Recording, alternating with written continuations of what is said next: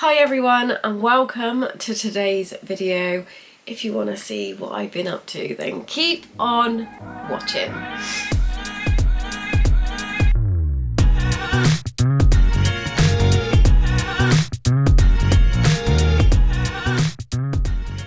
Hi everyone, if you're new, welcome to my channel. My name is Alexandra. I'm one of the admin on Crochet Beginner Group on Facebook. I will leave a link down below if you want to join a community of over 145,000 crocheters, and it is the best community ever. And if you're not new, hello, welcome back. Sorry, yet again, I've been MIA, missing in action, because it has been a bit of a wild ride in my life. That's an understatement. So today is Tuesday, the 2nd of April. I'm going to try and get this video edited and up on the same day.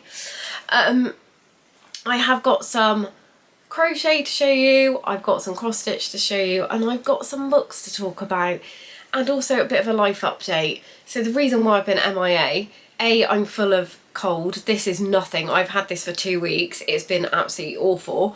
But the other reason was, in all seriousness, I had a bit of a breakdown. Breakdown's an understatement. Anyway, so a while ago, probably about 6 weeks ago, I was in the shower, having a shower as you do, because what else would you do in the shower?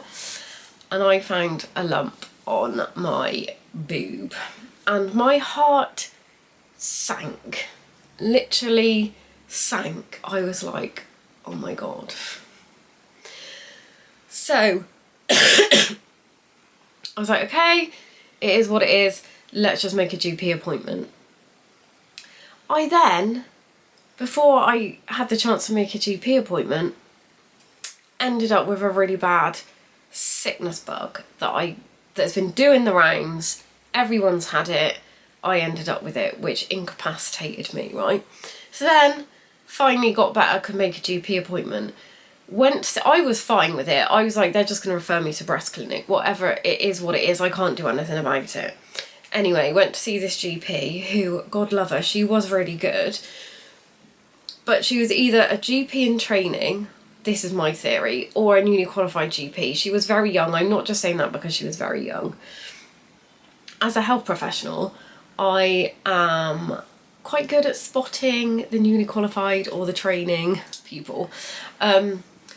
And I was absolutely fine, and I said to her, I got this lump on my breast. She was like, can I examine you? And then she felt it, so it was here. And she felt it, and her face dropped, and I was like, oh my god, what? She was like, oh yeah, this does feel like really firm. And I was like, oh no, god. Like, the bottom just fell out of my world, literally. She said, I'll refer you to the 2-week wait at the breast clinic. So in the UK, they have, if you've got like suspected any like cancer, they will put you on a 2-week wait list. So from the day that they refer you, so it was that day, you're supposed to be seen within 2 weeks. Unfortunately, because of the state of the NHS at the moment, which is not the people that work in the NHS's fault, it's just underfunding, blah, blah, blah. They didn't contact me until a week after the referral had been made, and I knew that they were going to contact me on that day because it was my birthday. And I've been out with my mum, and she was like, are you all right? You just don't seem great. Are you worried about this? And I was like, they're going to ring me today. Get home, they ring me. And their next appointment was like two and a bit weeks, or it was like 2 weeks away. And I was like, fine, I can't do anything about it. But this triggered massive anxiety. Luckily I was on annual leave from work anyway. But I was beside myself. Beside myself is an understatement. Winding myself up massively. All these like catastrophizing thoughts. All this like, I was literally planning my funeral. My daughter's getting married next year. And she was like, can you help me do the invitations? I was like, what's the point? I'm not going to be here. I'm going to be dead. And then, you know, to the point where it got absolutely ridiculous, where like I couldn't literally leave the house, didn't want to speak to anybody. I didn't even tell my best friend in the whole wide world that I had this. And I was in such a state that before my appointment, so it was last Wednesday, I was like, I don't even know if I'm going to be able to get out the door to get to the appointment. Not because of like logistic, like transport wise, because my anxiety was that bad. I felt physically sick at the thought of having to go out. So I went and got some diazepam and 2 milligrams of diazepam, took it before the on the morning of my appointment, managed to get there. And they are so lovely at the breast clinic here. So the one thing that Bristol, where I live, does really well is breast services. So they have a dedicated breast clinic and it's a one-stop shop. So you go in, you see the consultant, you have a mammogram if you're allowed a mammogram, because they won't do them for you if you're under 40, ultrasound, biopsy if needed, everything on the same day. They are amazing. My appointment was at 9 a.m. so I was like the first one, so I thought, right, perfect. Got there, consultant felt it, he went, that does feel benign. So that kind of, with the diazepam, put my mind at ease. He said, I'll send you for a mammogram. Went for a mammogram, which was really funny because obviously they squish your boob into like a pancake, but the radiographer didn't put the thing down low enough. So I'm not even 5 foot, so I was really like on my tiptoes. And then she took these images, and then she turned and she said to me, she looked at the images, she's the radiographer, so she just takes the photos, the images, she's not the radiologist which reports on them. But she just had a quick look because they check just to see that they've got everything they need. And she said to me, can I just say, you've got very busy breasts. I was like, what? I said, what does that mean? She went, you've got a lot going on there. It's not bad, but she said, you've got very young boobs. I was like, I'm 46 years old. She said, that is young in this place. She said, because obviously your breasts start to lose density the older you get. That's why they don't do mammograms until you're over 40, because that's when you can start to lose the density so they can see better. She was like, they're very, very busy. So if the radiologist, as in my boobs, so if the radiologist calls you back in for more imaging, don't worry, it's nothing to be worried about. It's just you've got a lot going on in there. I was like, okay. Which was like, made my day. And then I had an ultrasound, and it was the radiologist who looked at the imaging, who's also a breast specialist, that did the ultrasound, and he went, that's a cyst. I was like, what? Now, I've had a cyst before on this side, and they drained it, they aspirated it. He said, that is a cyst. You do have quite a few cysts. Don't panic. Do you want me to aspirate this one? And I was like, well, I'm here, I can feel it, and I could see it under my skin as well. So I was like, yeah, just do it. He didn't mess about. He did not mess about. He was like, got the needle, the syringe, and he was like, sharp scratch. And I thought, you're a bloody liar, because I've had this done before and it's not a sharp scratch. I hit the roof. So when it was here, and it was really literally right under my skin. But he went through this way. I don't know why they didn't go that way, but obviously they do it under ultrasound guidance, so perhaps it's easier to do it that way. I don't know. I'm not a breast specialist. He went in there all through and then aspirated it, and it hurt. It really, really, really hurt. I was like, ooh, when he was doing it. But since I've had that done, funnily enough, my mental health has picked up. So it was a bit of a time, but I have got this stinking cold that I've had for 2 weeks. So that is my life update. So that's why it's been really stressful. I just wanted to hide away from the world, basically, and didn't want to see anyone, didn't want to speak to anyone. Yeah, it was pretty rough. But check your boobs, girls and boys, because men can get breast cancer too. So please, please, regularly, once a month when you're in the shower, because that's what I do, check those girls, because the sooner they catch things, the better. And the people at the Bristol Breast Centre were absolutely amazing. Can't fault them. So that is my update. Crochet. Let's talk about some crochet. So I have been making, I got it in this little bag here because I do take it to work. Not that I've been to work because I've been on annual leave. I'm back in work tomorrow on an early. I've got 3 early shifts on the bounce. Cruel. Whoever did that off duty is cruel. So one of the girls at work is having a baby. So I thought I would make her a shawl, completely different, not a blanket, do her a shawl. So I am using Hobby Dahlia. So this is 4-ply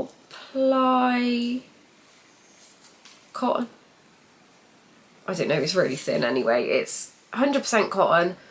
Recommended hook size is 3.5 to 4 millimeters, and this colourway is 03. I will put the link to it if they still got it because I've had this for ages.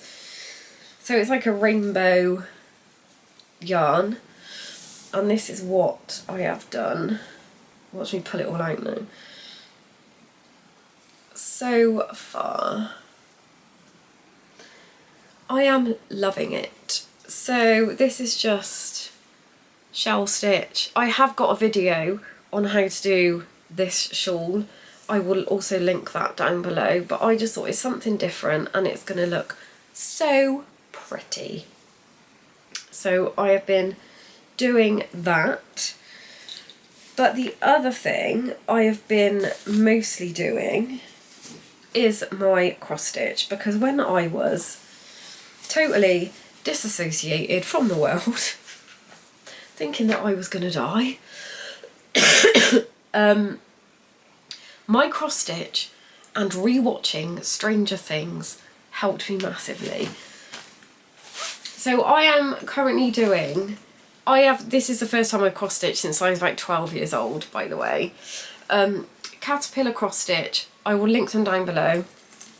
They're like modern cross stitch stuff. And it is, if I can get it out, this, which is the Little Buds Florist. It is so cute. As I said, I'll leave the link for this down below. And I'm so proud of this. I've moved the fabric in the hoop, that's why it's a bit distorted, because I pulled it really tight. But this is how much I've done. Honestly, I'm shocked myself, because I think that looks pretty good for somebody who hasn't really done cross stitch whatsoever. And it is my beautiful best friend Julie that was like, you need to try this. And I'm also going on there, I will leave their website down below, because their stuff is absolutely beautiful. I bought this separately to the kit. I can't remember how much the kit was, but I got the bag because, you know, to keep it in. Sorry, I'm gonna cough.